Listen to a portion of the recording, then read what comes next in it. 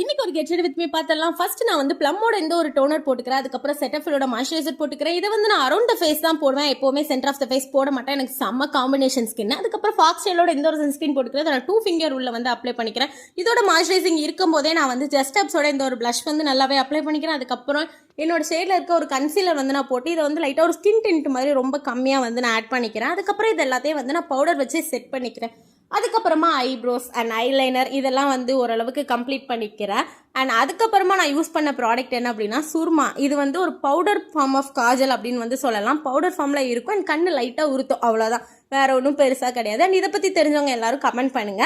And நான் எதுக்கு இவ்வளோ பிக் பண்ணிட்டு கிளம்புறேன் அப்படின்னு எனக்கே தெரியல. ஏன்னா நான் பக்கத்தில் இருக்கிற கடைக்கு தான் போக இருந்துச்சு. மேபி நான் ரொம்ப ஸ்ட்ரெஸ்ஸாக இருந்தேன். நான் ஸ்ட்ரெஸ்ஸாக இருக்கும்போது இப்படி தான் எப்போவுமே வந்து செல்ஃப் கேர் மேக்கப் இந்த மாதிரி பண்ணிட்டு இருப்பேன். நீங்கள் வந்து ஸ்ட்ரெஸ்ஸாக இருக்கும்போது என்ன பண்ணுவீங்க அப்படின்னு சொல்லிட்டு கண்டிப்பாக கமெண்ட்ஸில் சொல்லுங்கள். அண்ட் இதான் என்னோட ஃபைனல் லுக். இது இப்படி தான் இருந்துச்சு. அண்ட் சப்ஸ்கிரைப் அண்ட் ஃபாலோ பண்ணிக்கோங்க. பாய்.